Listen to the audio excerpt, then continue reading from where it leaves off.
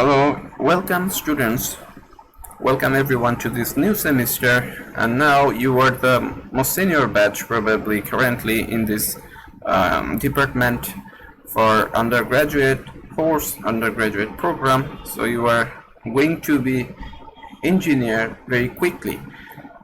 So we are at the very last stage, I can say, in learning undergrad engineering in civil engineering program. So already most of the things you are by this time acquainted with, so now the applications are only remaining in most cases, but some specialty or special applications are also remaining, that's true, but the most of the basic things we have completed by this time. In this course today, our course is the design of concrete structure Sessional 2. As you know, it is the extended version of the previous course we have completed, CEE 4612. This course is mainly targeted for designing the structures, building structures and other structures if possible, those structures designing using computer-aided tools. For example, in this course we will be particularly covering the development of different structures, building models using ETABS we will be preferring for, but although other software tools are available in your options in the field. However, we'll be using ETABS for this. Although this is mainly targeted to software-based structure modeling, also we will be do some hand calculations as well. And this is one exceptional class which I am taking today, which we might take this thing after the sessional, after the class ends, or at the very last portion of the sessional. But we are taking this before. Just because I think this is very important one which you must learn first. Just because if we get stick to the computer software, then we'll not be able to review our concept in this particular topic, that is the shear wall, which you might have seen before, but you haven't seen the properties or characteristics of this shear wall. So we will be trying to introduce the shear wall today, as well as try to simplicity using the simplicity of shear wall. We will be trying to design a simple shear wall as well. So we'll be just introducing these things in this undergrad level, just because our scope doesn't cover the complex problems of shear walls, or not our curriculum as well. So that's why we will be just stick to the initial beginning, the basic concepts of shear wall in this particular session of class. So we'll be discussing about the KPI form as well if we get enough time today. We are almost prepared. We have prepared the KPI form for you according to the ABET manual, which will be describing the student outcome, all CO, PO, etc., and which domains it is particularly different teachings or portions of this particular session is covering. We'll be discussing in details if we get enough time today, or if not, we'll be discussing it afterwards, just because you know there are time limitations during the Ramadan period. So that's why we'll not be getting enough time maybe. So that's why let's not waste time and let's start the theoretical portion. So this is the shear wall. So before starting this, I would like to ask you, I would like to review this thing. Generally, you say the generally non-load bearing walls are noticeable in the RCC building. Obviously, we see non-load bearing walls. What we call non-load bearing walls, you know, the buildings where we don't need any wall to support the load, carry the load of the structure. So instead of using any walls, we can make the structure stand still. So that's why those structures are called non-load bearing walls. Also, we know about the masonry walls, where walls are used for carrying loads of the structure. In those cases, we particularly design for the walls. But in case of non-load bearing walls, load bearing walls using the purpose of only the privacy, and no other purposes and special purposes for using any walls in the non-load bearing walls. If I give example of like this one, you see during the construction there is no walls visible around this structure. But why? Just because this is a frame structure. As you know, the load distribution is like it starts from the slab, over the slab, and this goes to the beam, and after that this eventually it transmits to the column, and the column will be transmitting the loads into the soil using the footing. If we use footing, based on the size will be dependent on the capacity of the soil. So however, this is the non-load bearing wall structure. Non-load bearing wall structures for frame structure, we also can say, where walls are not very much important, or not playing important roles in carrying the loads, or the walls are just used for the privacy and nothing else. If I say another example, this is another example. Construction is almost completed here. You can see this is a conventional reddish outlook during construction. So you can see these things, or in particular if you see anywhere around your home where construction is going on, you can see this kind of structure, the reddish outlook during this structure.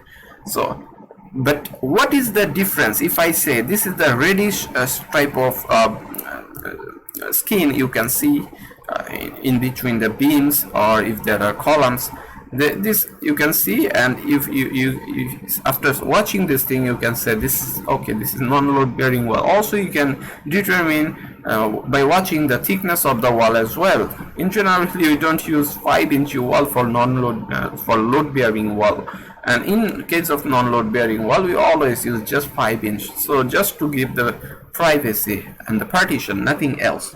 So this is the onlyest purpose for non-load bearing walls. But if I ask you about this thing, you might have seen this kind of structures as well. But why this type of walls are used in different structures? Can you say? Can you explain me?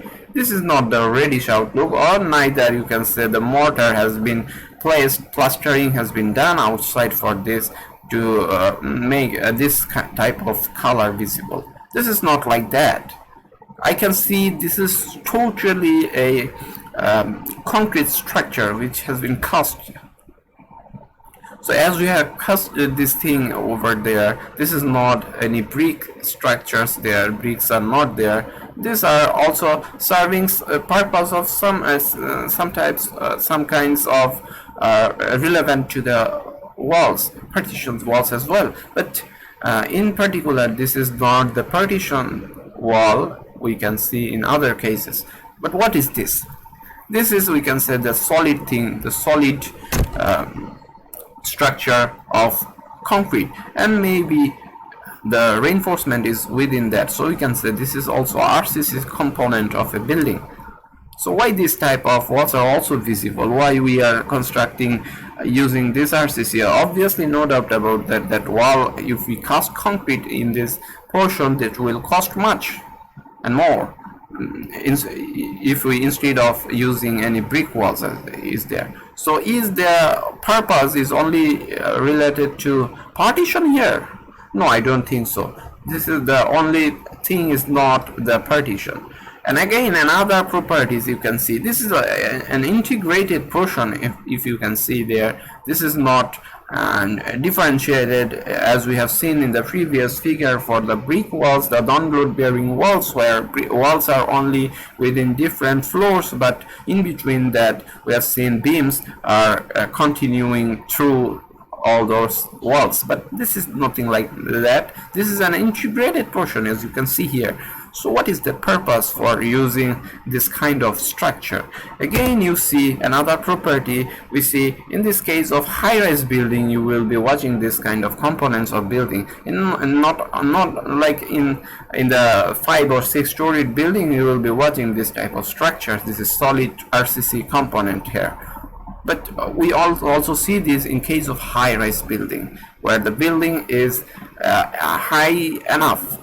We can say more than 8 or 9 storied building, up to, if you say 20-storied building or 25-storied building, or maybe higher than that as well. We see this kind of structures in the case of those particular buildings.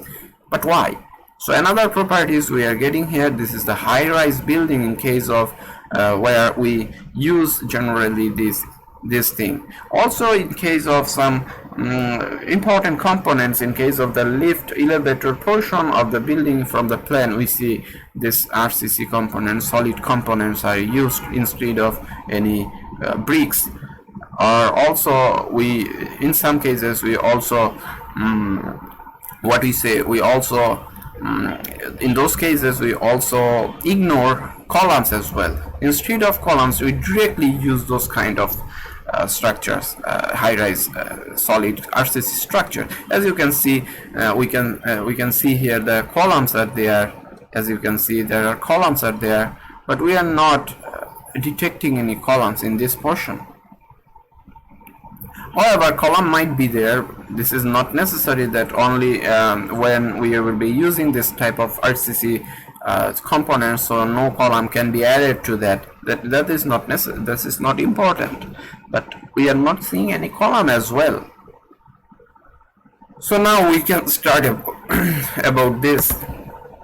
Does it mean that these walls are used as load-bearing walls? What do you think? Instead of using brick walls, we are using RCC, and RCC is always, wherever we are using RCC component or building materials, so we always think about carrying loads or distributing loads with that. So does it mean that these walls are used as load-bearing walls? Load-bearing walls means this is related to the column or beam which are carrying loads. Does this component also carry load? Well, actually, to resist lateral forces such as wind forces, shear walls are generally used, and these are the shear walls as we are speaking, you know, by this time. So shear walls are generally used in high-rise buildings. That's why one of the attributes of this is using in high-rise building. Also, I have said that we use this type of shear walls in adjacent to the elevator area as well. However, buildings that are subjected to lateral wind and seismic forces, that is, we are concerned with lateral forces. Although I have asked about that whether it is carrying loads like beam or column, okay, we will be talking about that also, but now I'm focusing in that this is all the shear walls are subjected to lateral wind and seismic forces in general. In some cases, shear walls also carries gravity loads as well, as I've said. That the long structure, high-rise structure, as you can see, RCC structure, RCC component, so it is taking load, whether it will be only taking the lateral forces, like if you see in case of column as well, the columns are taking lateral loads as well as the gravity loads, as you all know that while analyzing the structure, we have found that the moments are in the column when the wind load or wind force or the seismic forces are acting over that, and also we find the gravity loads, so axial force are governing in case of column as well. So both cases we find gravity load and lateral and wind seismic forces over the column. So why not in shear walls? Shear walls also will be carrying the gravity loads as well in some cases. But in general, the shear walls are, as from the very from the title, as you can see, we use the shear walls for resisting shear in most cases, and shear means obviously shear will be generating some moments as well. So after that we will be watching that in generally not due to the purpose of resisting just only shear. In most cases we are focusing for the flexural resistance in case of shear walls. and not even the gravity loads this is directed to. In case of primary task, the task of shear wall will be resisting only the lateral forces. In few cases, the purpose is very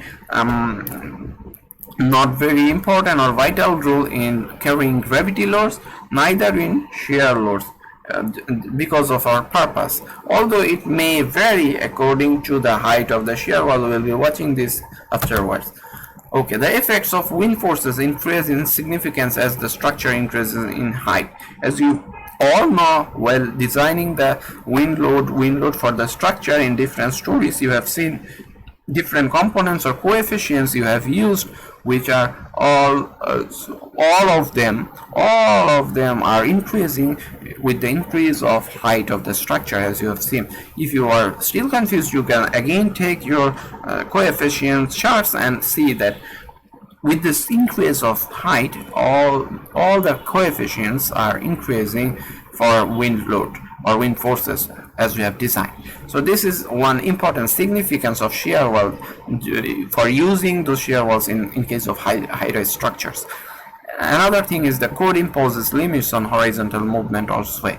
So even if I say that, okay, flexible components, we are using steels for structures, so these steels are flexible enough, so it can sway, it can move horizontally. It doesn't matter in case of resisting horizontal forces, lateral forces, the structures can sway or it can move.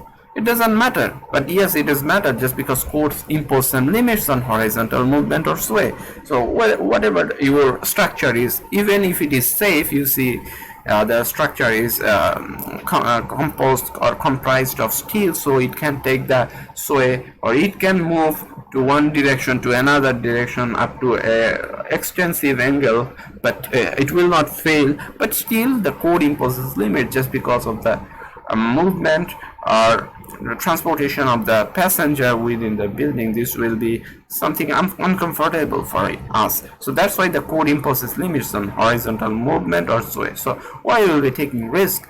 So maintaining those aspects, we need to design the shear wall. So if I give an example of this, the shear wall in 3D view, you can see there in this figure particularly, all the blackish bold portions you can see here are the shear walls provided.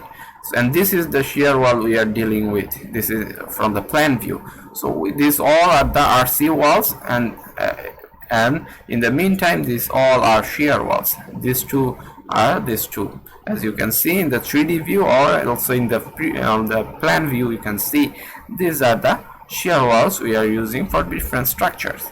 What is the purpose of using shear walls? We have said that this will be resisting the lateral forces, the wind force or the seismic forces, and especially the wind forces which will be acting over this building. It will be trying to make the building tilted, or even it can make the building into fall the building into a sway.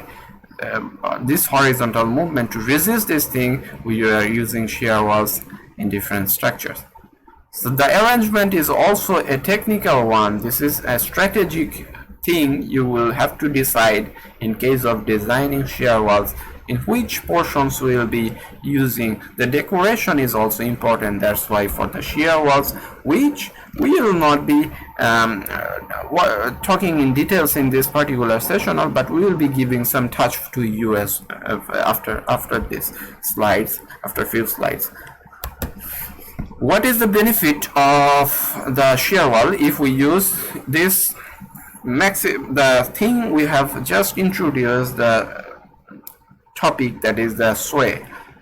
The maximum story slope can be transferred to upper stories. This is the main purpose. As you can see from this particular figure, if we are using this building without any shear wall, simply you think this is the this is the deflection shape, and from this shape you can easily understand this is the point of inflection where it will break down. So this is very critical point, position of maximum story slope. In this case, the point of contraflexure or point of inflection, whatever we say, this will occur just because in this particular portion the slope will change its direction. This is the maximum slope we can imagine, and after that the slope is again decreasing. So there is a vital or a very much more possibilities for the structure to be broken down here in this portion. This is very vulnerable portion, as you can see. But while we are using the shear walls, this will take the maximum story slope from this point to that point. So this is the main purpose why we are using shear walls. As we are using shear wall, I have said that we are using it for the resistance of lateral forces. So what alternatives might be there? If I say for only changing the story slope from this point, transferring this to this high-rise portion, is the shear wall only remaining for us option? No. There are other alternatives as well, but the alternatives are like you can increase the section sizes of members, such as you can increase the size of columns, you can increase the size of beams to create rigid moment resisting frames, so that the moments will be resisting more and the point of contraflexure or maximum sloping point will be transferred from the lower rise height to the very high portion, high elevation. So, but the problem of this alternative, as you can see, it also increases building cost a lot. It is suitable for up to 7 to 8 story building, just because after that if you increase the dimensions of the columns or beams, the cost will be also increased. In other terms, I can say that within a building you think how much portion, although we design, while designing we also always design that column to take the design members, we take always the square shape. So if I find 144, this is the required, I will be taking 12 inch into 12 inch square. But whether we should always take the square columns, if so, then why we see different type of rectangular columns around us, not the square columns? Just because when you are using the square columns, most of the times you will be getting lower space, and there are something odd decoration in the plan view will be watching there and for a particular. So if you see this type of square pattern, all the rooms, all the panels will be suffering from that, if you can see there in the plan view. But if you use this sort of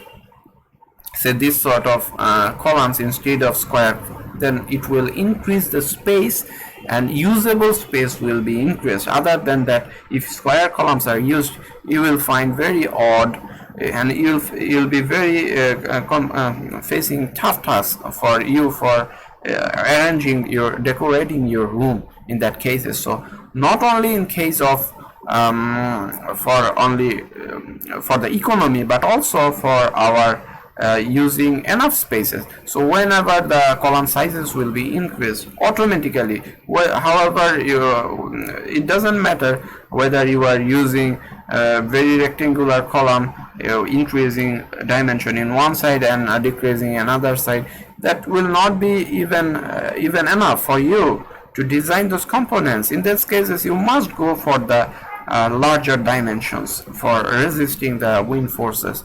You will find no other alternatives. So at a time this will increase your economy, your cost, and also it will be increasing the risk, or it will be diminishing the beautification or decoration of the building. So that's why we don't go for the increment of different member size, rather we go for the shear walls in these cases.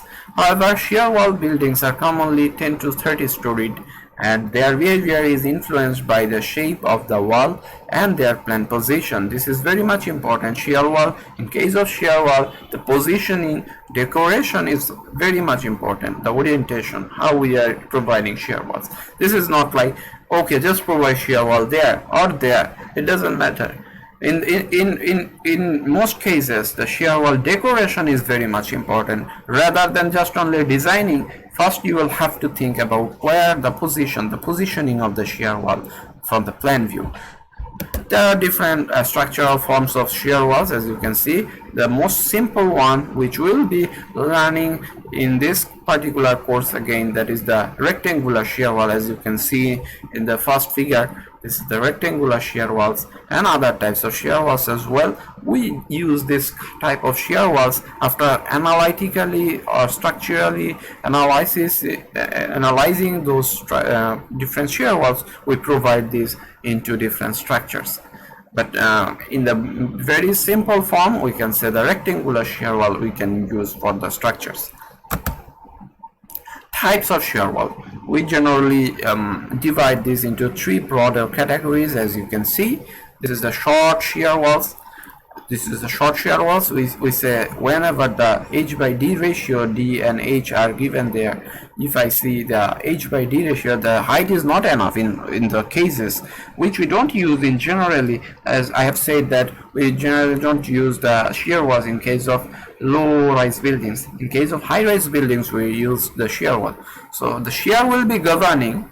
The name shear wall will be only giving justice to its name when the building is very short. The shear wall is very short, that is the h by d ratio. The height is very short, so that it will become less than 1. The squat shear walls will be governing both shear and flexure.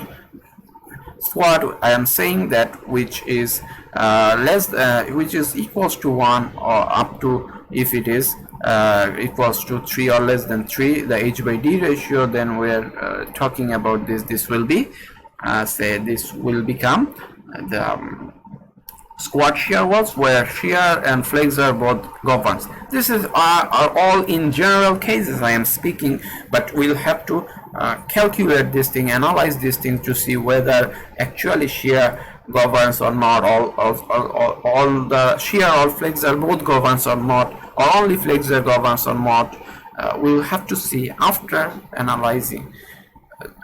Before that, we cannot say anything very strictly, but this is the general orientation, that it will be failing for all governing the shear and flexure in case of squat, and where the cantilever shear walls, we say this is h by d ratio is greater than 3. This will always I say the governing force will be the flexure. It will be always failing in flexure, so flexure will be governing. And in most cases, as we have said, that we use this in case of high-rise buildings, so the flexure will be governing there. Why the shear is governing in low-rise buildings? It is very much I don't think this is very complex to understand. If you take a beam, this is a kind of beam. If you take a beam where you are supporting in one end, and now I am giving load there, so to make this breakdown, so in case of this, where h by d ratio is very small and less than 1 even, so in those cases this will not bend, rather it will break down to from this portion or any portion horizontally, or it will be detached from this, so this will be failing in shear, pure shear. It will not bend.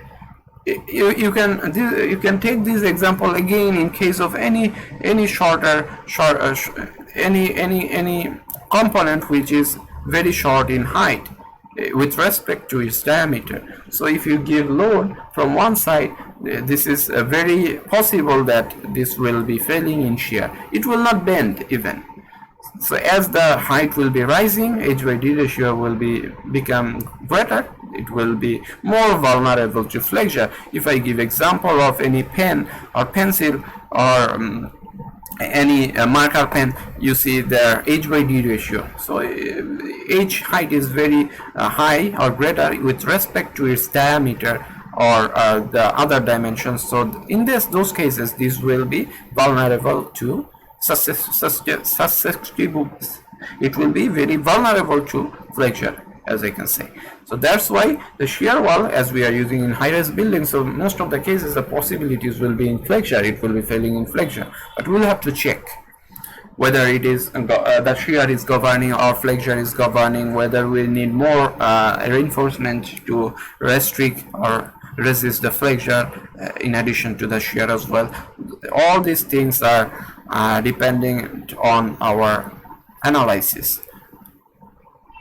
Okay. The forms of opening. There are different forms of opening in case of shear walls as well. In very almost very barely we see that in different shear walls with different shear walls we don't have any opening.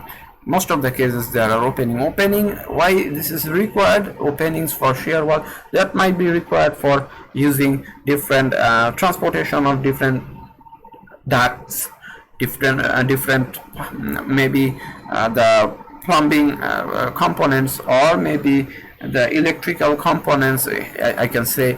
So for different purpose there might be opening in the shear walls. Also there might be forms of opening for the human or the dwellers passing through this as well. So different purposes are there for using the openings for within the shear walls. We see different types of openings: single row, 2 rows, and also stagger. Stagger means the orientation is not maintaining any order, rather it will be staggered within the position of the shear walls. Core walls, this is another term we use. Shear walls are often formed in the rectangular or box shaped around the elevator and shear openings. These types of walls are known as core walls. That is, whenever we have seen in different plan views that we have used this, you might have seen, we have used these types of notation, and around that we have said these are the shear walls, and we haven't designed anything for this particular component of the building. In most cases we use this in case of staircase, or also in case of elevators as well. So in both cases this type of core walls are used, as it is surrounded by the walls combination of different rectangular forms. So we call this as core walls. Now let's see something about core walls. It might be decorated or oriented within the elevators, around the staircase, or also it may be used throughout the building. If I say that this is the total building, even this one is called core wall, just because this shear walls in combination totally it is resisting the force, and it is just decorated the total building as a whole. So we can say this is another core wall as well, just because whenever I say in combination of the shear walls will be acting for resisting any lateral loads, we can say this is core walls. However, in most cases I say this is used either surrounded the building, surrounding the elevator space, or surrounding the staircase.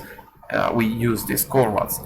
Wall resist bending in one plane, as you can see here. One thing you might not noticed by this time, that is from which direction the lateral forces will come and which the shear wall will be resisting. That is one question. It must be clarified, so I will try to clarify this thing now.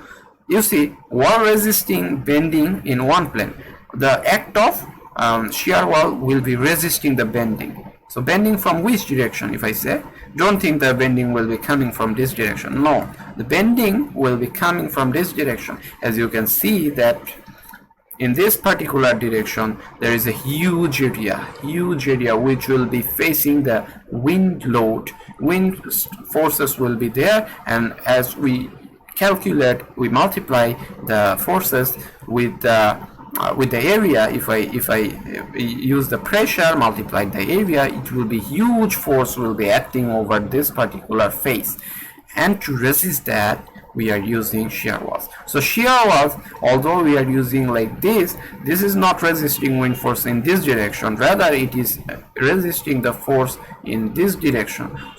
this direction, all the forces will be transferred into a member, and this member will be transmitting the forces into within this particular shear walls in two sides. So that's why we are saying that frame action in other plane, the wall resist bending in one plane. So this is the bending plane, and this plane bending, this is the load is transmitted to this particular two shear walls, and wherever the load will be coming from this direction, the load will be this, all the resistance will be done by this particular two shear walls, and vice versa. However, but there is no shear wall in this direction.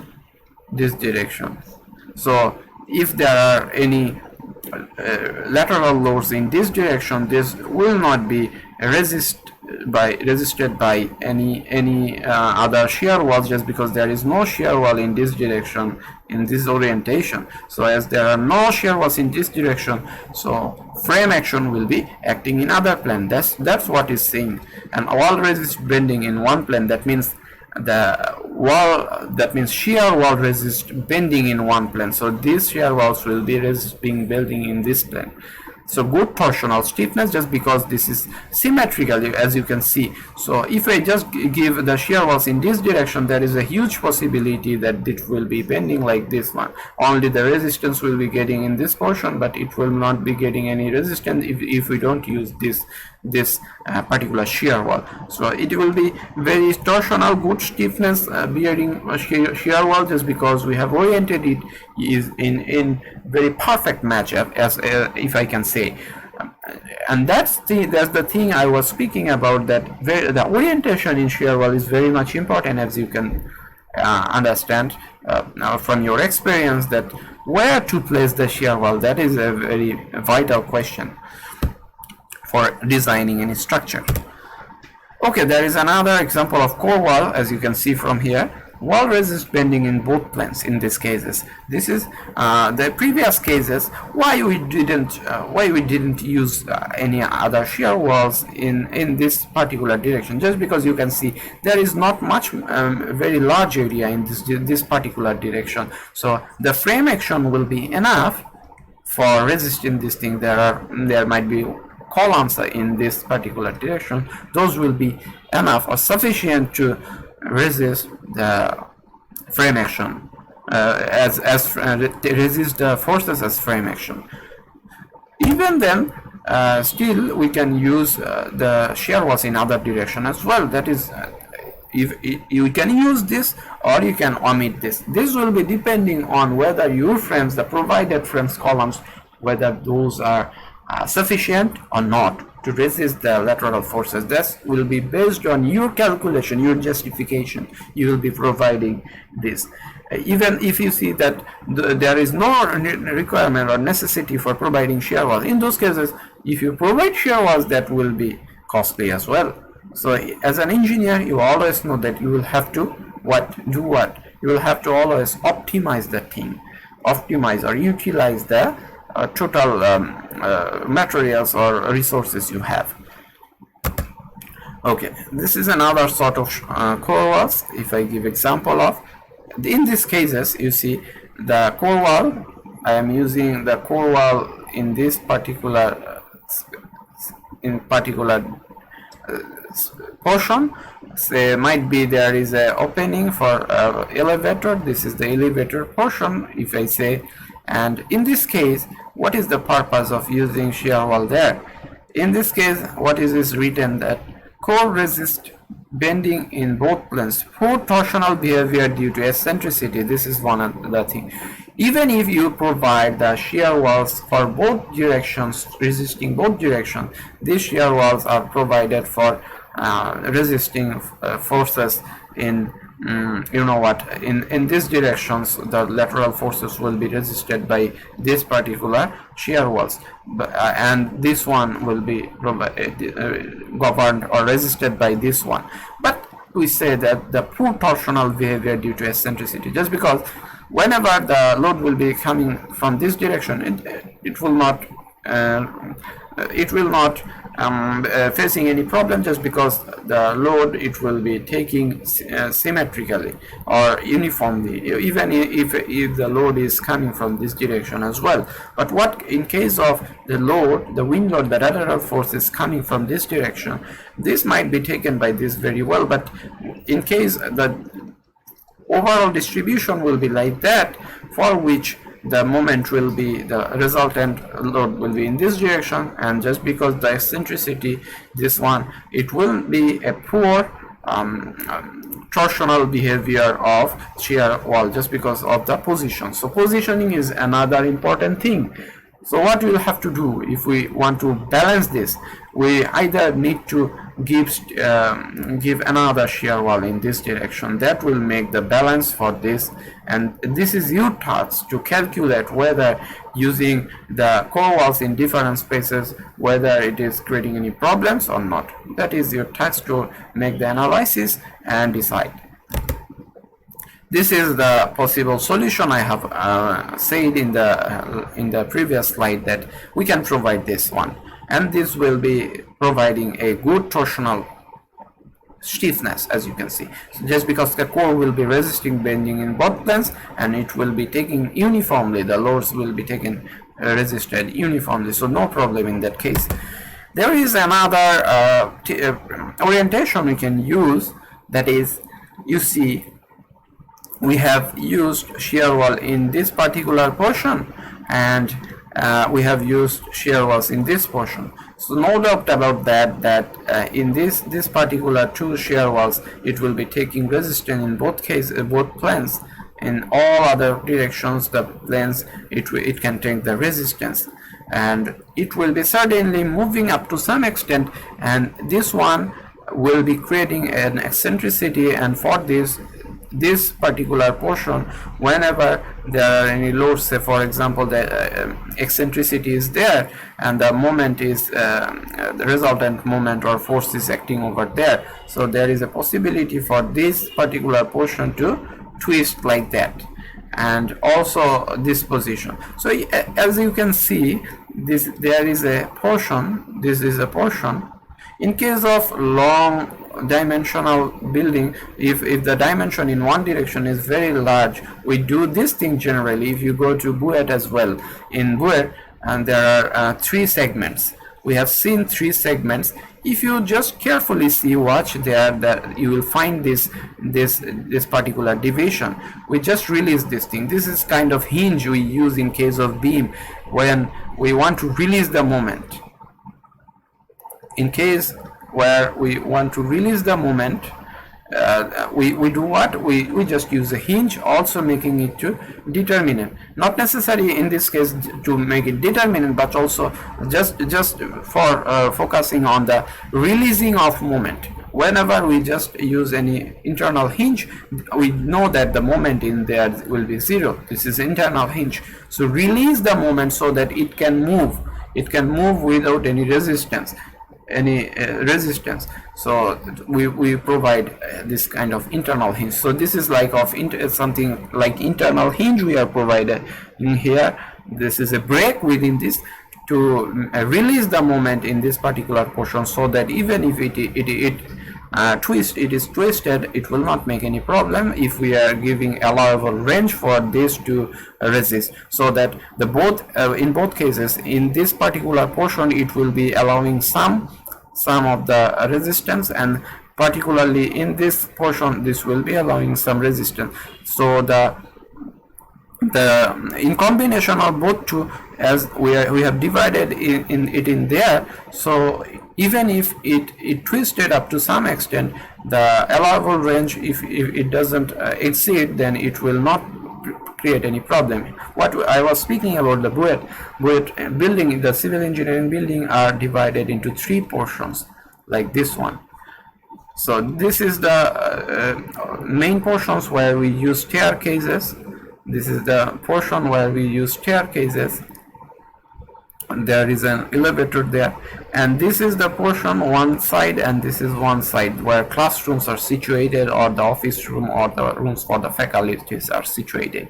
So we see this type of an orientation in case of Buet, most of the times, especially in a civil engineering building or BUET, where we see these buildings are divided into actually three portions. Three big buildings are integrated together. So how we don't see these segments. You will be watching this if you just focus carefully while you have just stepped after the staircase and you are just going to enter any other rooms. These segments you will be finding a segment. You will be finding very acute gap within these two portions if you watch carefully. And most of the times after construction we generally use any barrier or any other shading to make this invisible, but in structural aspect this is actually segmented. So why we use that? The civil engineering building itself, one dimension in one direction, the length is very high, although the another dimension, if I say, this is not as large as the length is. So that's why, to resist the moment, and also shear wall has been used in those civil engineering building as well, to resist the torsion or to minimize the torsional effect, we use this type of segment. So this is another example we can also use for orienting shear walls in such a way so that even if it is twisted, it will be twisted up to a favorable limit so that no cracking will be developed in the building. So we make segmentation within the building in such way, and in both direction. For this one and this portion, the resultant of the torsion becomes within the allowable range. That is our main concern in this kind of structures. However, failure modes in high-rise wall. There might be three possible failure modes, as you can see here. In these cases, the shear force will be acting in this direction. Also, the axial force will be acting. This is the axial force, as this is a cantilever beam. If we assume this, or it is a column, we assume this is the axial force. This is the flexural moment. So whenever you see a large crack in this particular portion, why? Just because this is failing in shear. Whenever we are dealing with very high amount of shear, we see large cracks are developed in this particular portion. So we must need to give the reinforcement as I have shown to resist this crack. So very large amount of steel area will be provided, we have to provide in this particular region to resist this crack. In the cases where the shear force and also the flexural force are governing almost equally, or both of these govern, then in those cases we see crushing of the shear walls and the failure mode. We see the shear crack there. Also we see the flexural crack in this particular portion when the load is in this direction, acting in this direction. And in case where the shear is very negligible, also the axial force as well, but the force of the flexural moment is governing too much, then in those cases it will be failing in it will be failing in flexure, and the failing pattern will be like this. So based on our analysis, whether it is the shear is governing or the flexure or the both governing or not, based on those we will be giving the required amount of steel to resist these cracks, so that the structure can carry the particular load or wind force for which it is designed. Now the failure modes in low-rise walls, if I say, just as I was speaking about, that in most of the cases in low-rise building or low-rise walls, it will be failing in shears, and this is a shear crack, as you can see. And to resist that particular shear, you need to use what we know. For resisting shear, we use what? Stirrups.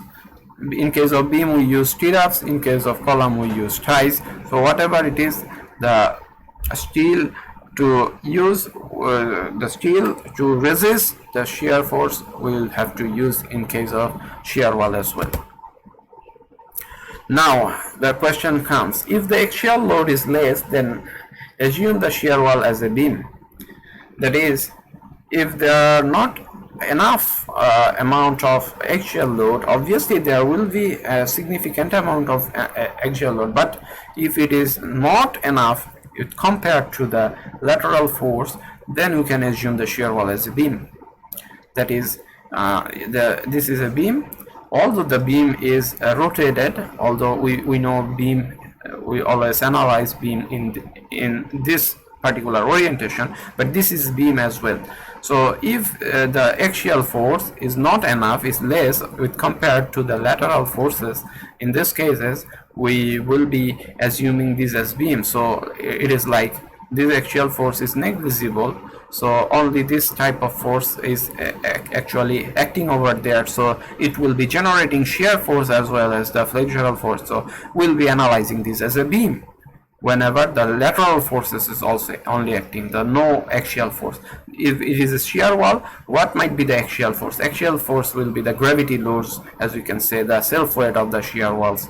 And then if it is not significant, then please assume it as a beam, otherwise treat as a column using both P and M. So in those cases where the axial load will not be less significant, rather it is very much significant, in those cases you cannot ignore this particular force. So you will have to include this force, and also you have to include this force as well. For this force, it will be generating some flexural moment, and the axial force is also acting as well. So in cases of column, while designing column, we use this kind of thing, where if axial force P is there and also an eccentricity, we find eccentricity over there, and use these columns. While designing, we use interaction diagrams to design these things.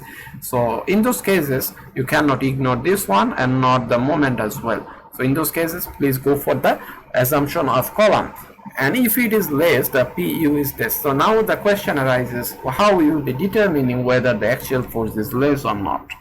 The requirement or criteria for this particular axial load, whether it is less or not, this criteria is shown there. That is the PU, the total amount of load. Maybe it will be coming from the gravity load, the self weight of the shear wall. If it is less than or equals to 0.1 FC prime AG, AG is the gross area. If I am talking about, this is the shear wall in 3D view, this is the shear wall, so this will be the AG. If you just consider this as a column, a long column, so this will be AG. So gross area of column, this is AG, it is written there, and all the formulas will be showing there, and afterwards that will be in FPS unit. Remember this thing.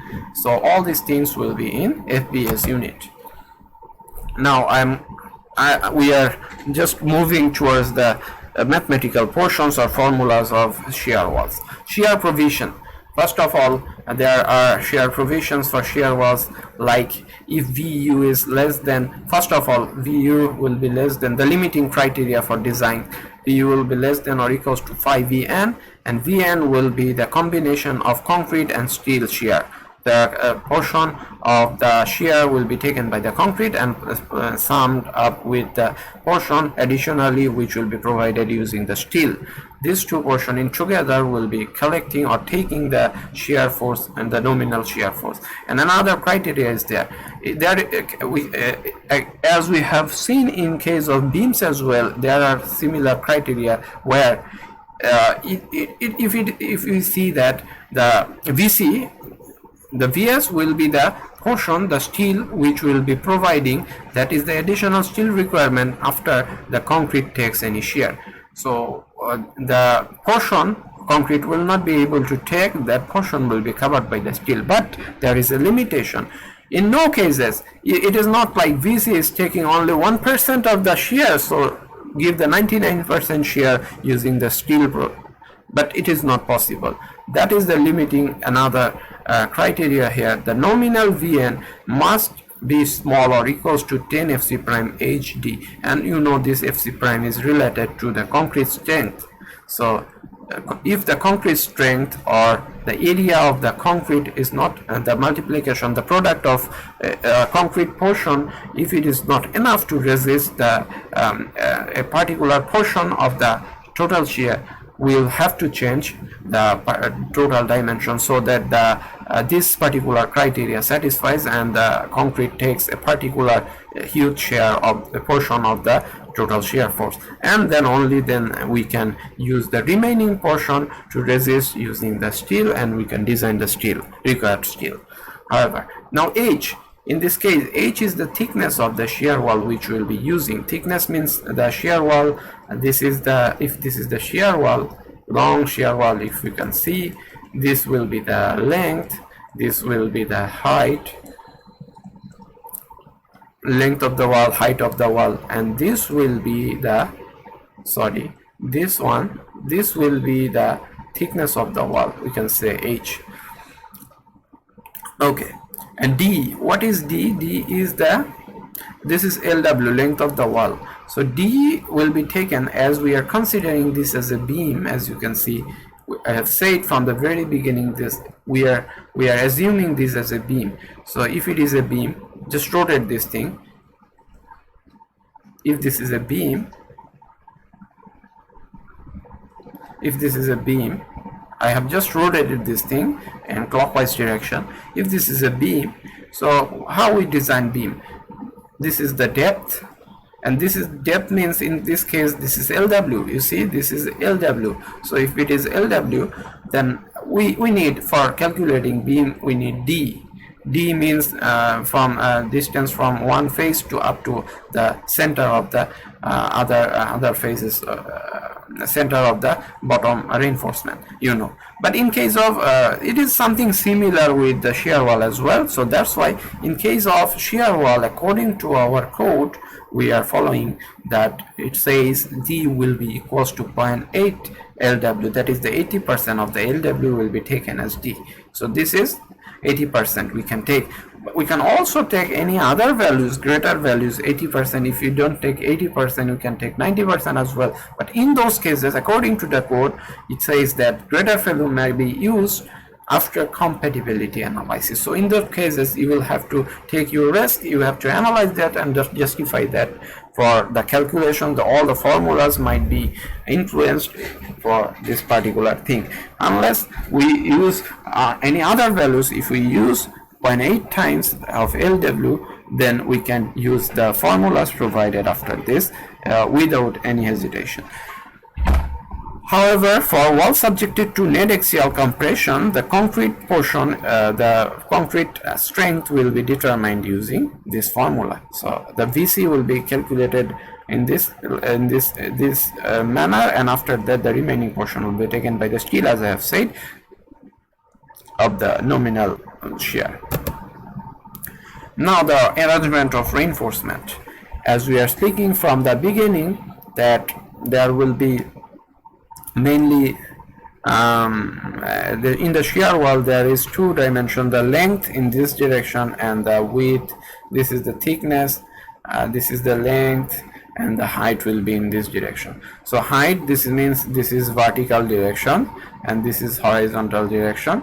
That's why the reinforcement which will be provided in this horizontal directions, so we say this is AVH. AV means steel, and H means this is the horizontal shear reinforcement, and AVV means vertical, and this is the vertical reinforcement we are dealing with.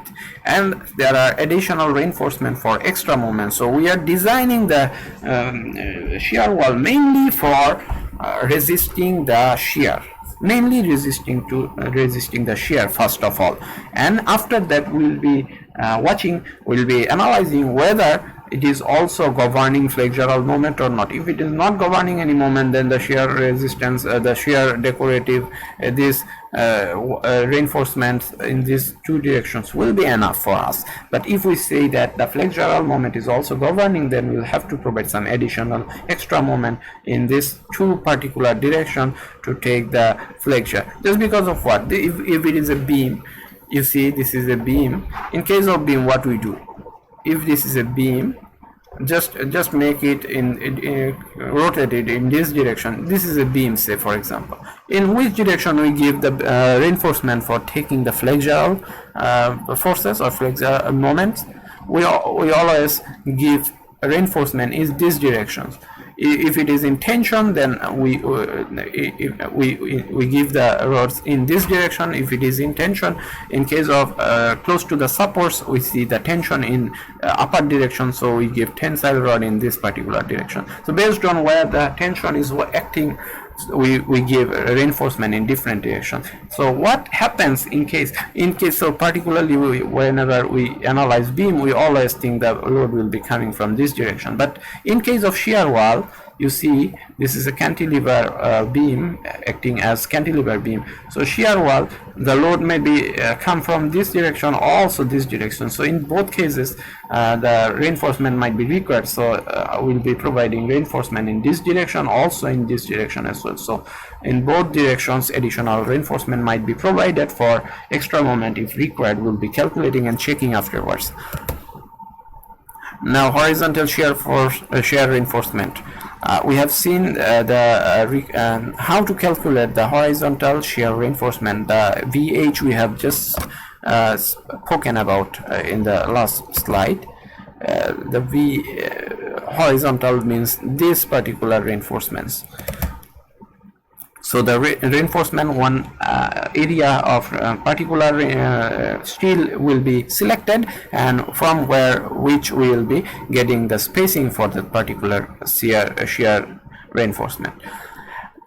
The VU minus 5VC, that is the remaining portion after the concrete has taken the shear, the remaining will be taken by the steel, that is VU minus 5VC, and divided. This is like ordinary formula as we are using always, phi FYD, all these are known, which must be greater than or equals to 0.0025 H. Unless if it is less than this particular value, you will have to take the minimum value, that will be 0.0025 H will be taken. However, again the spacing will be obtained using this equation. If we select a particular area, and you will be getting the S2. However, the spacing will be the minimum of this tree. It cannot exceed the minimum of this tree. If in any case we get the greater values, you will be stick to the minimum of these three values. Now we are going to the next slide. After we have determined the horizontal reinforcement area and S2, as you can see from there, AVH and S2 is known. Using that, we'll have to determine the area of vertical reinforcement we are using here. So using this, will be again determining, if we particularly select one area for vertical reinforcement, the S1 will be determined accordingly. In this case, HW, height of the wall, length of the wall, AVH. So S2 and AVH will have to be determined before we calculate the vertical shear reinforcement. And there is another similar criteria. Total thing will be multiplied by H here, as you can see, and finally this will be again should be greater than or equals to 0.0025 H, and spacing requirement is again given there, and this must be maintained. So the two reinforcement, horizontal and vertical shear reinforcement, after that we'll be checking whether the provided shear reinforcement is also able to take the resist the amount of flexure it will be generating. So for checking that particular thing will be checking using the moment criteria. So the phi mn will be taken using a particular amount of value of the area of steel provided, using the spacing, all these things. This is a combined formula which will give you whether the moment cap of distributed AVV.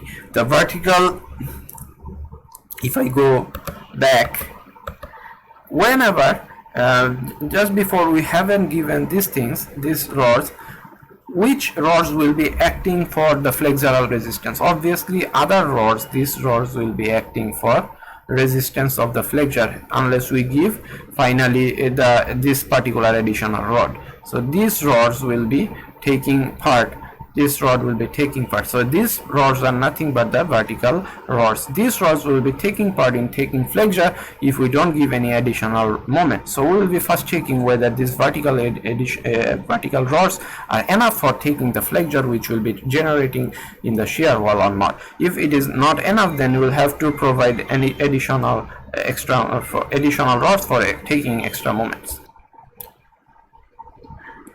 So that's why this formula is directed for calculating the distributed moment. The moment cap of distributed AVV will be used here in this particular equation, and the Z by LW, what is Z by LW, will be describing this thing when we'll be performing the calculation for a particular math problem. We'll be watching there hopefully. For this B1 is nothing but the B1 for concrete, as we always use this. So this will be used there, and so we'll have to check these things. So with the vertical portion, the AST, this will be coming from this AVV portion. We'll be watching how to use this AST using AVV in the calculation later on.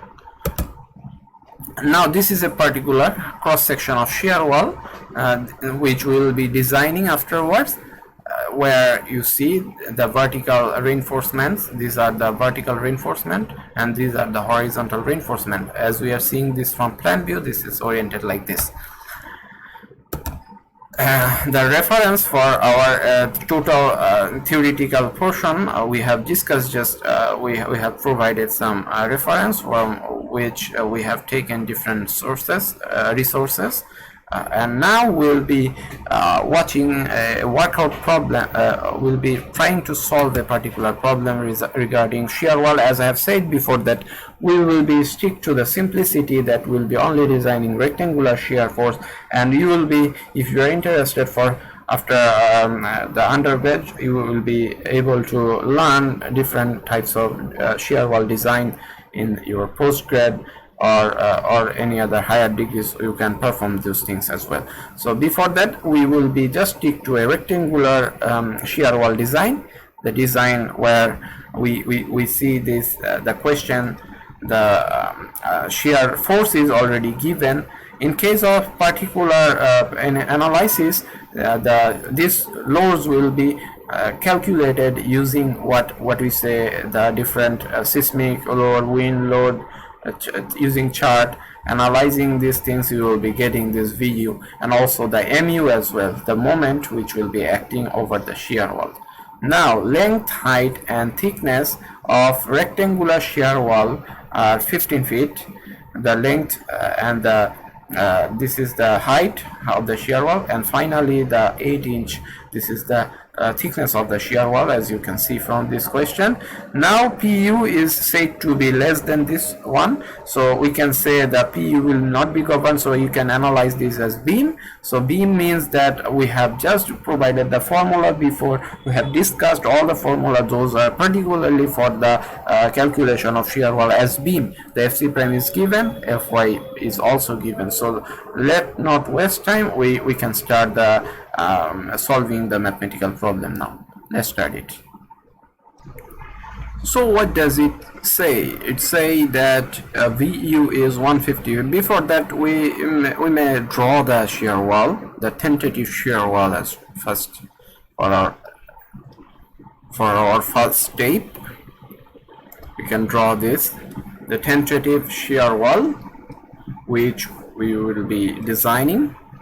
So this is the base and this is the shear wall. This is the shear wall we are dealing with, and this shear wall, we know that this shear wall has a specific dimension and specific thickness as well. This is the specific thickness, and the dimension, if I say it, the length is given, the height is given, although this is not the representative figure, just because you know from the question, if I see the question again, the question says that the height is 36 feet whereas the length is 15 feet. So it is not, although representative figure, but take it qualitatively. I think it will be better. So h, the value of height, we can say the hw, we can say this as hw, that as 36 feet, and lw as 15 feet as it was given, and the thickness is given as you see 8 inch. So 8 inch is the thickness. So this is the thickness of the shear wall. Now we will be trying to see the load pattern, and also it says that better we can copy the I think we can copy the question, import this one in our script. It will make us easier. I think better we import.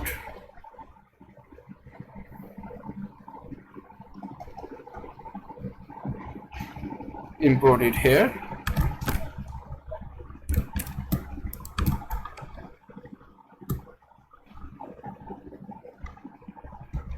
So this is our question.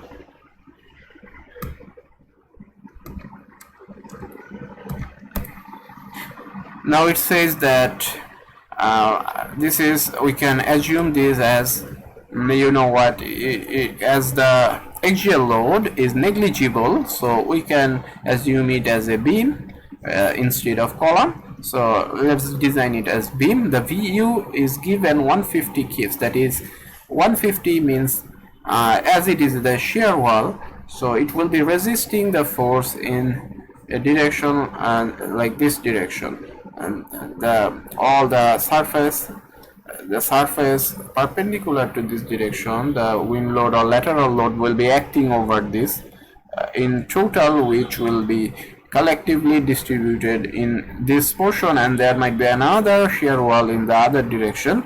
Whatever, that is not our concern. We will see the total shear force which is acting over this is 150 kip according to our question, and also the moment is given. So shear force, we can if we transfer the shear force in this portion, we can say this is the shear force, 150 kip is acting here, and also the load, axial force, which is negligible, and the moment also, obviously the moment which we are concerned with, that is acting over this is 3240 kip feet, 3240 kip feet, and this is the moment that is given. Now we will have to design the shear wall. We'll have to design the vertical reinforcement, the horizontal reinforcement, and if any other concentrated steel is there, then we'll have to apply the steel in two extreme side of the shear wall as well. So we'll have to design all these reinforcements accordingly. Now let's see how to approach. First we'll have to check something, you know, that we'll be checking whether the strength of the concrete is enough or sufficient, so that the additional shear, which will be governed by steel, or in combination with these two, will be equals to or making the total force which will be greater than the ultimate shear, so that the criteria satisfies. We will have to check this. So first we will be checking our criteria is, first of all, we know, as we know, the criteria is VU which will be less than or equals to 5VN. So I forgot to mention about the value of phi. In case while discussing in the theory, I will be discussing here now for shear and for flexure what value of phi will be taking. Although you know that there are different values of phi for shear and flexure, we'll be watching it again here. So Vn, as we know that Vn is the combination of Vc and Vs, so we'll have to find out this thing, and therefore Vu, we can write that Vu will be less than or equals to phi Vc plus phi Vs, this combination of these two. So again we'll have to check another thing, you know, that whether the concrete strength is below the total concrete strength is enough for the shear wall. So the criteria was the Vu should be smaller than or equals to 10 phi fc prime hd. So we can also say that it will be Vn less than or equals to 10 root fc prime hd. Whatever we say, we can then cancel out phi from the both sides, so it will become Vn, or also we can use this one as well. Whatever we do, let's see whether it governs or not. So Vu, as we know that 150, it is known, and 10 phi Vc, let's see what is the value of this 10. Now phi, as we are all acquainted with this feature that the value of phi for shear is 0.75, so we will be using the same here, 0.75 multiplied by root fc prime. In this case we will be taking this in psi, and h and d. What is the value of h and what will be the value of d here?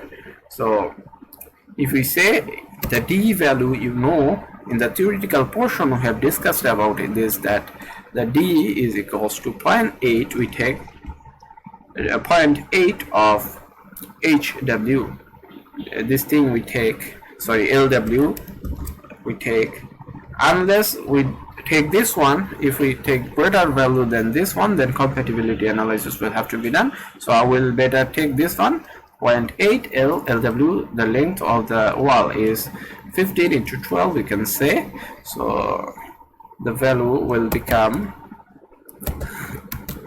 therefore the value will become 144 inch, I think. So this will be 144 inch value of d, and h is the thickness. 8 is the thickness, as we all know. This 8 inch is the thickness, so you will be using 8 multiplied by 144, and now we'll be taking the value, whether the value, what will be the value, whether it is greater than or less than the 150. Keep, we will see there.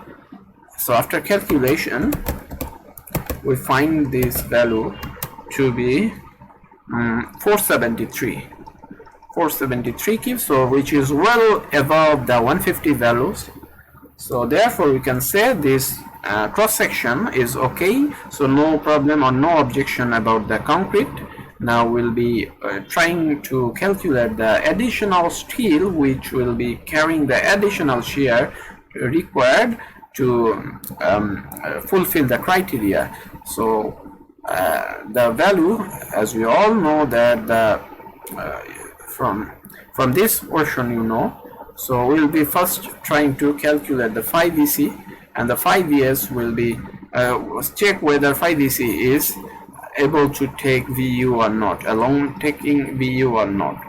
So phi Vc will be equals to 0.75 multiplied by concrete, that is we all know that the value of Vc is 2 fc prime hd. So we'll have to calculate this value, phi Vc, which is 0.75 multiplied by 2 multiplied by 3000 multiplied by 8 multiplied by d is 144, and this will be equal to 94.6 kips, and which is obviously less than the 150 kip, that is the total shear to be resisted. So additional steel will be required here to support the additional shear requirement. So therefore we go for the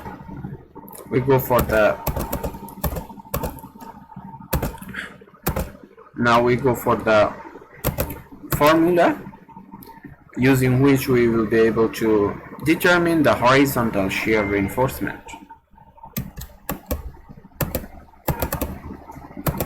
The horizontal shear reinforcement, as we know that horizontal shear reinforcement,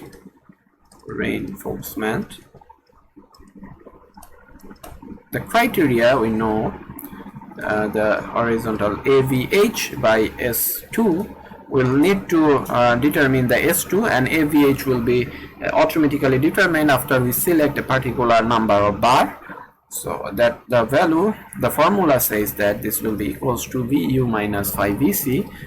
This means the additional amount of shear which will have to be taken by the steel and divided by phi Fy into D. And in this case Fy obviously will be using 60,000. It is given there, as you can see in the question. So we'll be using 60,000 here, and VU 150 minus 94.6 obtained the previous calculation, and phi is in case of shear 0.75, 60,000. so better we'll be using 60 just because these all are in keep, so better we keep it in keep and multiplied by D, that is 144. It will give us the value of 0.00855, and the value we are getting here will be in inch square. Inch square means inch square will be obtained from this, and this will be per inch. So per inch, this amount of inch square will be required from the formula, but it also says that our limit was it must be greater than or equals to 0.0025 H. If you can remember, the criteria was this. So what is actually this criteria?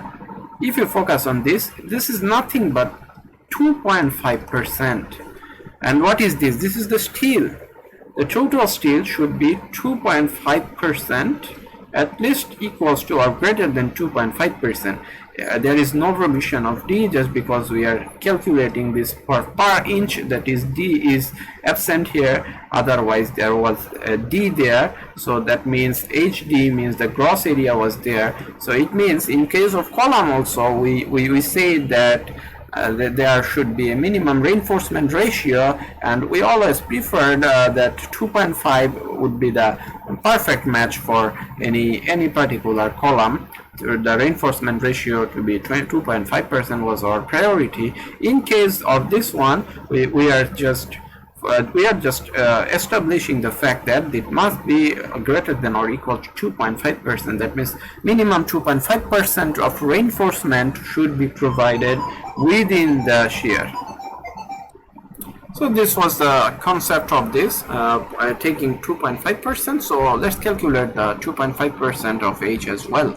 0.0025 of H, it indicates the value of 0.02 inch square per inch, 0.02 inch square per inch.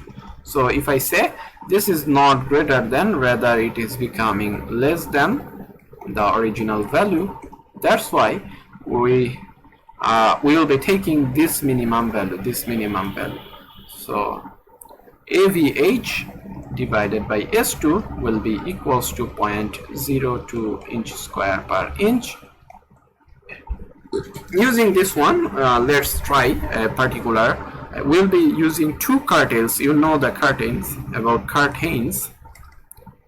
Two curtains stirrup if we use, or stirrup or reinforcement, whatever we say, reinforcement, shear reinforcement. That means two curtains means it will be of this one. It will be like this. So we will be getting twice of the area of the reinforcement, 2 curtains reinforcement. Other than that, we might have used 4 curtains as well, or 6 curtains, and like this one we can increase it as much time as we wish. So whatever, we will be using number 3 bars here. In general, we use number 3 or number 4 bars. Let's use number 3 bars for this. So if we use number 3 bars, we'll be getting, for number 3 bars, there will be area twice. So 2 multiplied by 0.11 will be equals to 0.2. And from there, we'll be easily getting the spacing. So let's see what is the spacing here. We'll be obtaining the spacing will become here. I will be getting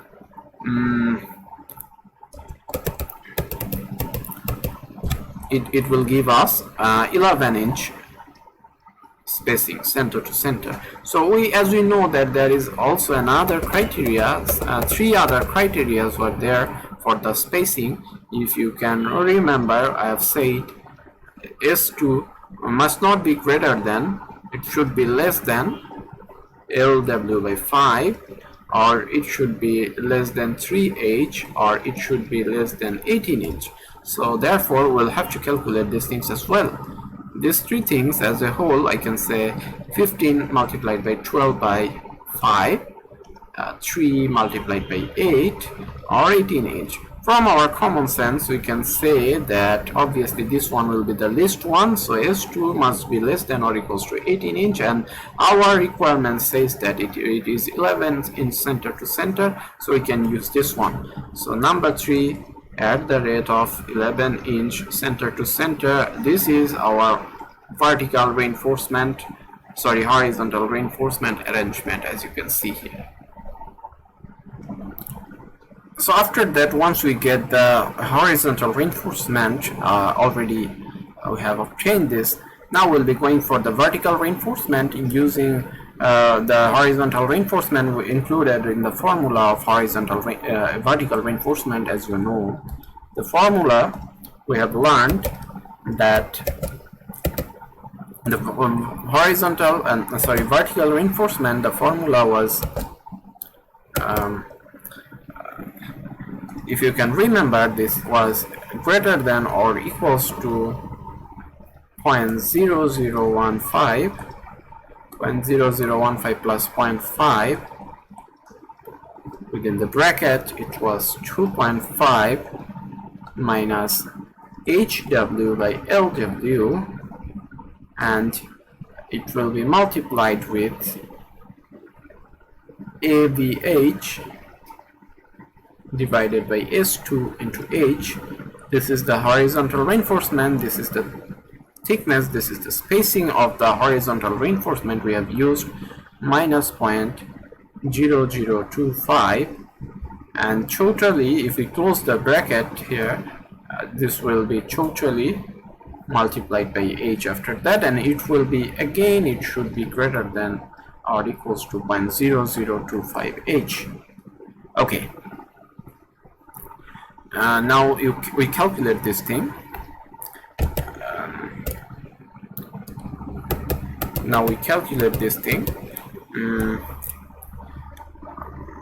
Vertical reinforcement, if we calculate the total thing, better we use all the values here.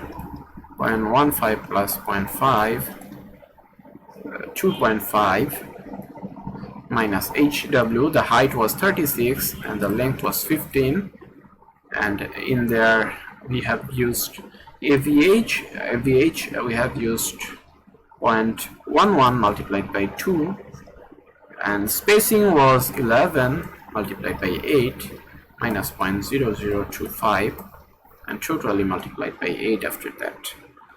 And this will give you one thing, if you can understand that this value will become 0.0025, so which is equals to this one. So this total term will become 0, and not only this one, as it is multiplied by this one, totally this one will become 0. only the remaining will be this one multiplied by 8 from our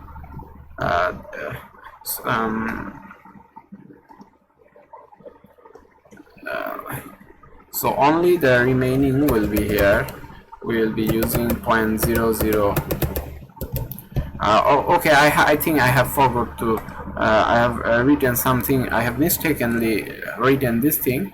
This will be actually 0.25. Please note it down. This will be 0.25 instead of 0.15. Let's correct it in our PDF or our slide as well.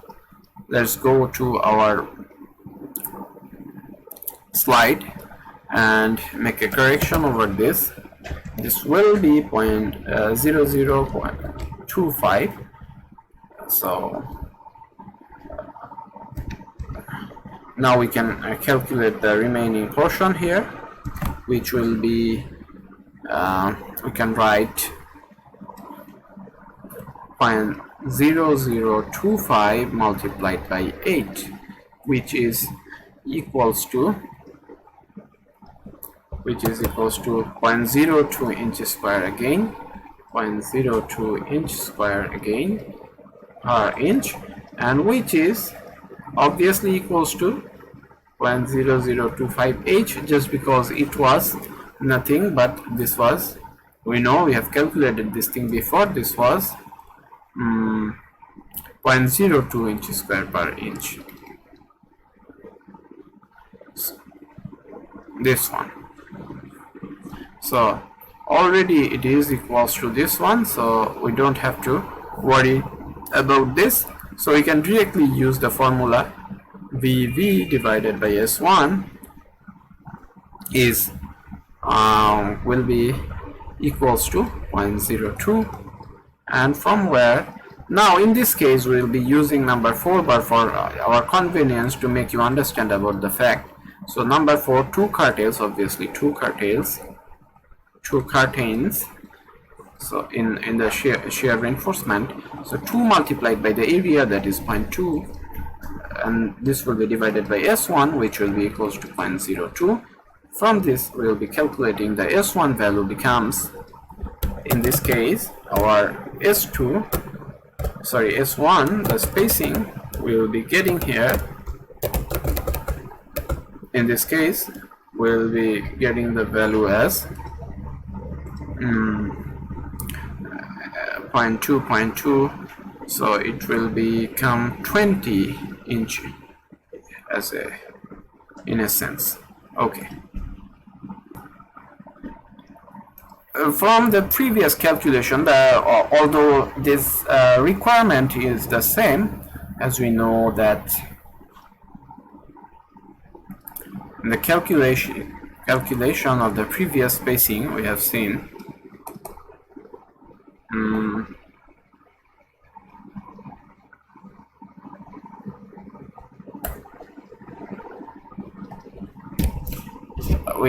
the spacing requirement was like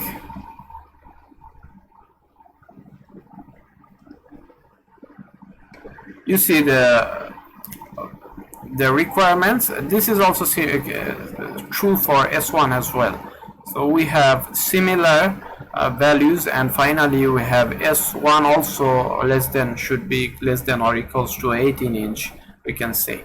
So S1 should be also less than or equals to 18 inch.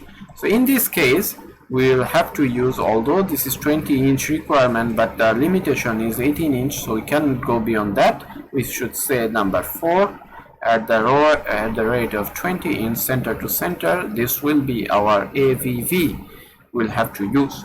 So although we have used different number 3 and number 4 bars to give you the example here to make you understand about this, so from your common sense you can think that just because of the restriction we cannot, sorry, it is not 20, it will be 18 in center to center, as I have said. Because of limitation, you cannot give 20 inch center to center spacing, so you are just limiting the spacing into 18 inch, which means you will have to increase the number of bar. Although the regular requirement is 20 inch, but you will have to increase the number of bar by decreasing the spacing. So better, if you think from the economic aspect or economic point of view, it will be better to use number 3 bars in all cases, just because it will give you the 11 inch center to center, which is almost equals to equivalent to 20 in center to center of 4. But you cannot use 4, just because if you use 4 for the limitation, you will have to provide the limited spacing here. So better to use number 3. So however, we have used in the vertical bars, we have used number 4 bars at the rate 18 inch center to center, and for the horizontal bars we have decided to take number 3 bars at the rate of 11 inch center to center. So our vertical reinforcement and also horizontal reinforcement has been all we have calculated by this time. Now we'll be going to check whether the flexural design satisfies or not.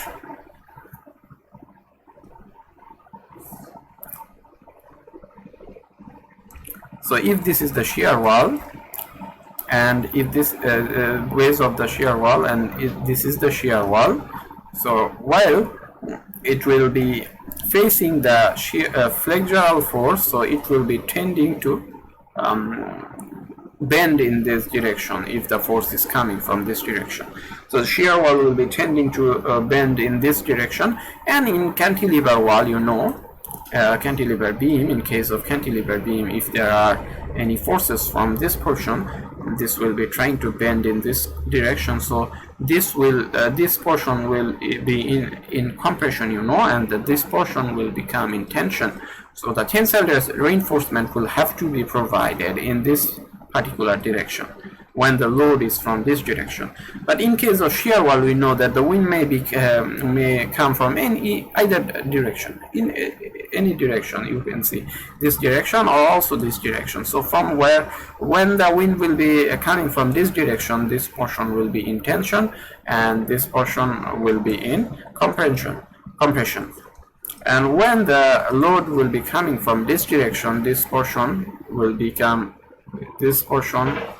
try to bend in this direction. So therefore this portion, it will get tension, and in this portion it will get the compression value. So and we are just providing, I think we know that the reinforcement is only given mainly given for to resist the tensile forces. So in each direction tensile forces may arise. That's why we'll have to provide tensile reinforcement or additional reinforcement in each direction if required. And we'll have to check for whether the vertical reinforcement, as we all know that the already provided vertical reinforcement, this vertical reinforcement will be provided in this direction. This will be checked whether it can carry the load which will be generated the moment, whether it will be able to resist this moment or not. If it is able to, all these reinforcements as a whole, if it is able to resist the moment generated or given, that is 3240 kFit, then okay, we will say the design is okay for the flexure as well. But if we find that this is not resisting this particular amount of moment, or taking less amount of moment, then we'll say that we'll have to provide additional reinforcement in both direction, in this direction and in this direction as well, just because we have to focus on the fact that the load may be introduced from in either direction. Okay, so let's check. First of all, we'll have to check whether it will be able to capable to resist the force coming from either direction. The flexural check. For checking the flexure, I will have to show the distribution first as well. So what happens when it is acting for the flexure? What happens actually? So if it is the shear wall, then the moment, if you see the moment diagram, it will acting like this one. Also the deflection will be like this one, the deformation. So this is the distribution. we always try to give reinforcement over this portion, so that a D will be acting over this like that. And also when it will be coming from this side, so that we will be again providing in a symmetric view, will be providing reinforcement in this portion as well, so that it will be again able to resist the force, flexural force. So the formula first will be trying to see, this is the additional reinforcement one will be providing, but before that the total reinforcement provided in a particular spacing will be, as a whole we will see whether all this reinforcement which have been provided as AVV, whether this is able to cooperate with the moment which is given in the question. So for that we'll be writing down the formula. The formula was phi mn mu, that is phi mn, which will have to be equals to phi, and mn is 0.5 ast multiplied by fy multiplied by lw, that is the length, and multiplied by 1 minus z by lw. One might ask why we are using this particular factor. This is nothing but what is something equivalent to d minus a by 2, like this, something like that, or this is the twisting hand or the torsional hand which is acting for the moment, and this is the force ast into fy. That means the force, tensile force, and multiplied by distance obviously, and this distance is nothing but this one. How this is, we got this one, this lw. We are not taking the total lw from here, as you can see. This is the total lw.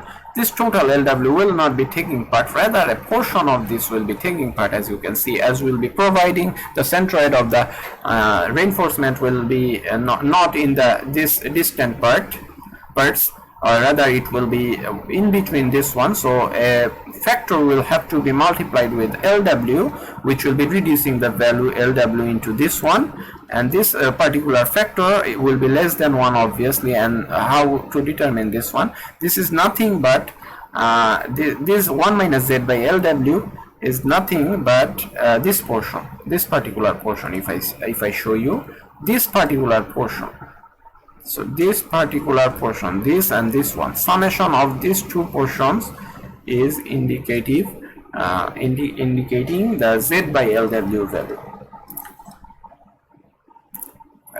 multiplied by lw, that is z. This is actually the z, and the remaining portion lw, this is we are just subtracting this portion from lw, and this is nothing but actually this total factor, so which will give us this particular dimension. And this is the force into distance, and we are using we are using 50% of the steel, so that from each direction, if it is coming from this direction, so 50% of the other reinforcements we have provided will be acting for resisting this one in tensile side. Sorry, if it is coming from this portion, then the reinforcement of this portion will be acting as tensile portion, and this will be resisting the force, and remaining 50% will be acting when it will be coming from the another or opposite side, you say. So this is the formula. So that's why 50% philosophy behind this. Now we'll be calculating and how to calculate the z. That is another question, how to calculate z. For calculating z as a whole, we will be using z by lw. So we'll be checking the z by lw as a whole here. Z by lw, the formula of z by lw is z by lw, z by lw formula is, we have shown this before, the z by lw is equals to 1 by 2 plus 0.85 beta 1 lw multiplied by h fc prime divided by ast into fy. So this will be the formula for Z by LW while calculating ZW. But before that, we also need the AST, just because all other things are known. Beta 1 is the beta 1 for concrete, as it is FC prime equals to 3000. You know from your very basic knowledge that this beta 1 will become what? The value of beta 1 will be also 0.85, as you know, as it is FC prime is 3000, which is less than 4000 psi. So we can use 0.85. LW length is known, H8 inch is known, FC prime is known, Fy is known. So what is AST? So we'll have to calculate AST first too, if we want to calculate Z by LW. So AST will be, AST is the reinforcement which has been we have provided here. Total reinforcement we have provided as vertical reinforcement. So previously we have used the total area of reinforcement we have provided here. Previously we have evaluated the value AST, AVV, that was number 4 bar. We have said that it is number 4 bar. So number 4 we know. The area is 0.2 multiplied by 2 in 2 direction, as we say. We know just because in both direction this calculation says that this is the orientation. So if we provide AVV, this is AVV. So in both direction we are giving 2 particular number of 2 times of the total number of 4 bar requires from the calculation. So 2 will be multiplied by 0.2, and the total spacing we know the spacing. So from total spacing we can calculate how many number of bars we are using here. So if we calculate here the fact, and before that, another thing you will have to understand that we will be providing another concept. I must explore this in here. So let's take some portions, so that we'll taking some portion here that again will be back to this calculation. However, think about this one. We will be giving shear reinforcement, will be maintaining some cover. Say will be always maintaining 6 inch from both sides. So if it is totally length is 15 feet, then the remaining portion of this one is 14 feet. Within this 14 feet we'll have to provide all the vertical reinforcement with a specific spacing as we have obtained in both directions. So 2 will be multiplied with that, as you know. And so how many number of bars we'll be using here, and total number of area of the bars we'll have to calculate here. So first of all, that's why while calculating this thing, I will be multiplying 2 multiplied by 0.2.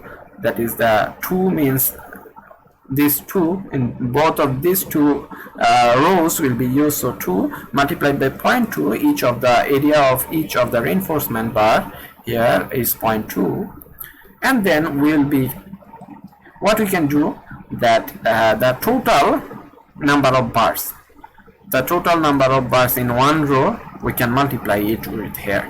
So the total number of bars we can multiply, like say the value will be we can say 14 feet is in between this one. 14 multiplied by 12 converted to inch, and the spacing was we have provided a vertical VV. We have provided as if you can remember that AVV was we have used 18 inch, so 18 inch will be divided here. So it will give you the number of the total spacing, the total number of bars in between this one. And from the knowledge at the very beginning, the basic knowledge of your unitary system or the math of the trees, how to plant trees, you know that always we add 1 after this when the total number of trees or bars we will have to evaluate. So we can add 1 with that. So this is one procedure. And another procedure we can also think indirectly that we are taking the total number. If you always consider that 6 inch will be deducted from each side, so we can also calculate it using this formula. We directly use 15 feet into 12 divided by 18. This will give you the same result, I think. Okay, so it will be giving the similar result as well. So however, we can take either of this one. This will be multiplied, this one will be added. This is possible, but we are not going with this concept. Rather, we will be always using this concept, 15 into 12 divided by 18, to take the total number of bars. That will be better for us if we take we better not take that one, just because while using number of bars and multiplying, there might be some correction over there. Just forget about this one. Better we just take this one. You always remember that you will be keeping 6-inch distance from each of the side cover as cover, and while calculating the total number of area of vertical bar for the flexural beam, flexural steel, then we will be taking the total length here for calculation. So what will be the value of AST? After calculating this thing, the AST value becomes it will become 4 inches square. If I am right, if I am not wrong, that it will be 4 inches square, the AST. This AST value will be used there. So again, we calculate the Z by LW value.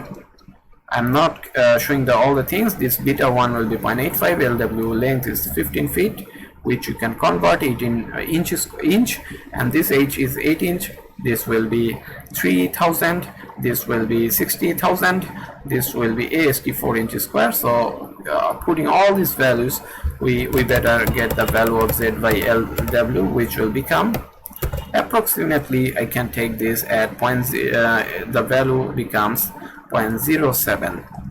That means this portion will have to be deducted. That is, if I subtract this from 1, I can say almost 93%, that is 93% of the total length will be acting here. This formula, look at this formula. So if it is 0.07, then 1 minus 0.07, so 93% of the total length will be acting for resisting this particular shear moment, flexural force, which is we are getting from the question. Okay, so we'll be using it in here. So the moment we'll be getting, so trying to understand the total collective, this value, whether it is governing the moment in the question or not, that is our question here. If it is satisfied, so then we'll be saying that the shear reinforcement will be also able to take the flexural force as well, so we don't need to give additional flexural reinforcement here. And other than that, if we find that the total combined action of this one, this total value is less than the moment which we'll have to cover, if it is less than that, then we'll say that that additional reinforcement will have to be provided in both of the extreme sides of the shear wall. However, so let's see, using this value phi mn, let's see what is the value of phi mn we obtain from there. Phi mn will be phi, and this phi. Now my question arises, what will be the value of phi? Obviously in case of flexure you will be using phi value equals to 0.9, no doubt about that. So let's use 0.9 multiplied by 0.5, then AST is 4, then this value is Fy is 60, LW is 15, and that is 1 minus 0.07. So you might ask me why I have taken the only feet value, not I have converted it into I haven't converted this into inch, so that we can get the value in kip feet. We'll have to compare it with kip feet as well. So the value we are obtaining here is 1507 kip feet, 1507 kip feet, which is not greater than less than 3240 kip feet, which is given in the question. So we'll have to provide additional reinforcement in both of the sides, extreme sides. So what will be the additional moment which we'll have to provide? The additional moment will be 3240 minus 1507, and this will be equals to 1733 kip feet. So this additional moment will have to be resisted by the additional steel which we'll be providing now. To provide the additional steel, the requirement we'll have to calculate the value. The formula is the moment, the additional moment here, the moment mu, we can say the additional moment divided by the phi Fy. In this case, we will be using Lw minus Cw, and this Cw will be depending on the how much space, the space where the additional reinforcement will be provided. So say for example, if this is the shear wall we have already, so now already there are reinforcements like this. So reinforcements are like this. Now where to provide the additional reinforcements? Say first we divide this portion in this one. First of all, this is 6 inch already gone. No problem about that. After that, we are asking in which portion after this 6 inch, up to which portion will be providing the additional flexural reinforcement.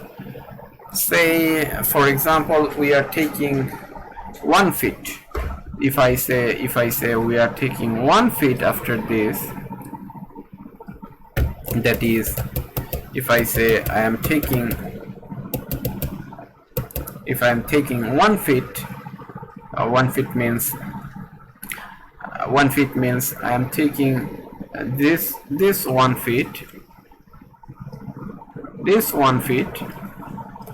this is 6 inch after this, and I am taking 6 inch from here as well. So in both these two portion, if I say that I will be sorry, I have mistaken. If I say I will be providing up to 12 inch, as the spacing, we know that the spacing is 18 inch by already we have evaluated number 4 bar 18 inch. From each bar to each bar, the distance in 18 inch, so we can easily take 12 inch within this the area where we'll be providing our additional reinforcements over there. Say we will be providing the flexural additional this AS over this particular portion. So this mu can be in either side. So whenever this one will be coming from this side, I will be providing this total AS for this in this direction, and the same amount of reinforcement I will have to provide in this direction as well when the wind or the lateral force will be coming from this direction. So I will have to provide reinforcement in this direction as well. So whatever the value will be, I will be symmetrically providing the same amount of reinforcement area in both sides, so individually. However, so I have taken the 12 inch, so CW will become 12, that is 1 feet will be taking, and LW will be 15 feet as it is. So let's calculate this one. The value will become, the moment we know 1733, keep feet, so phi is 0.9 and Fy is 60. Just because keep is taken, I will be taking in KSI multiplied by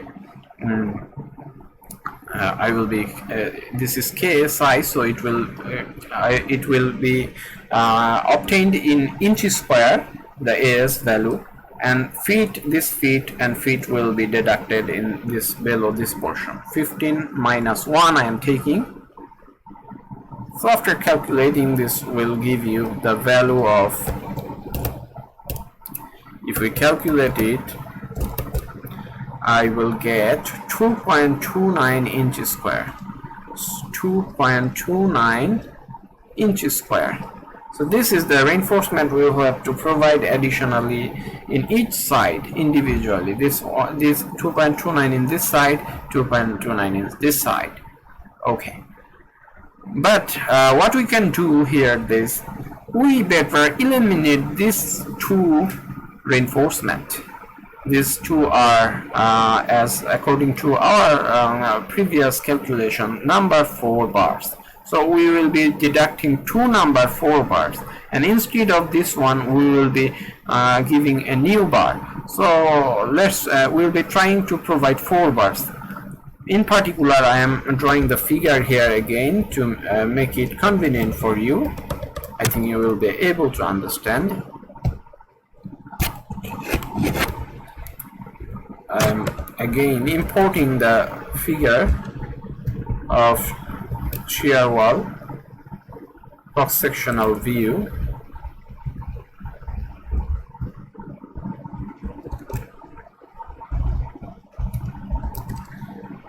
This is the shear walls cross-sectional view. I have taken up to this one. I have taken this up to this 12 inch, and also I have taken here 12 inch symmetrical level, 12 inch in this portion as well.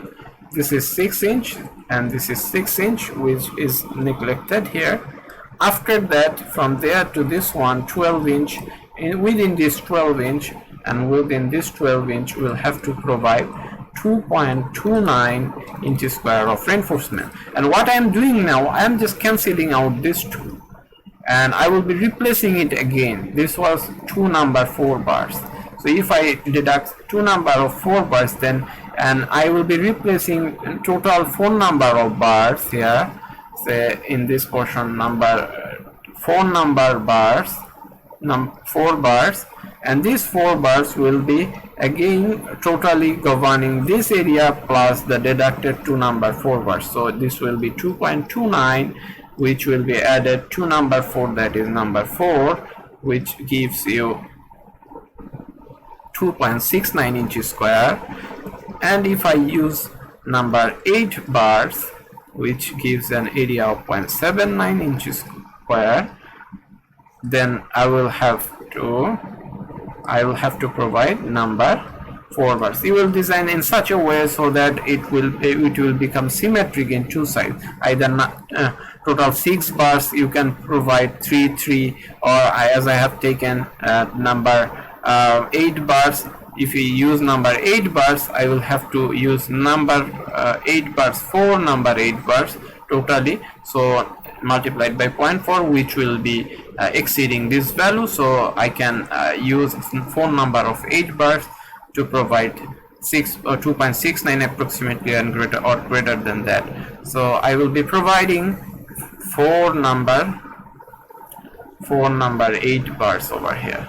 So it is at a time maintaining this particular portion to resist the shear. Also the deducted to reinforcement to number 4 bars, the deducted value is added here as a whole, so that the total design remains valid. So also I will be deducting the number 4 bars here. Instead of that, I will be providing total number 8 bars, total 4 number of number 8 bars.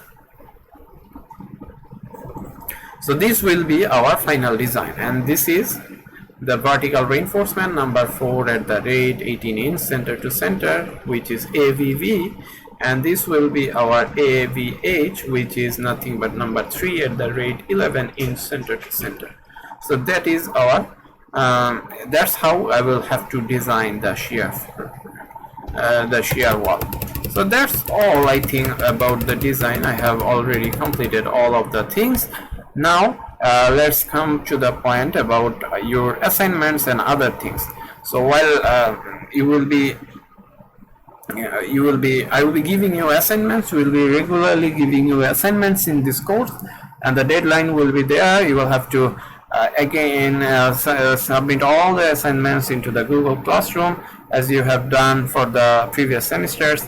Similarly, we'll be approaching here as well. From the next class, we will be starting with the total exploration of the KPI form. We will be trying to go further with the ETF software. So we'll be teaching you how to install the ETF software. You will have to download it, the software, and the installing. After installation is done, accordingly we will be teaching you how to operate this to develop the model of the building and how to analyze those and so on. So just please be serious in this course, just because if you don't become expert in operating softwares, then you will find it difficult for you in the long run, just because this is 21st century. You cannot go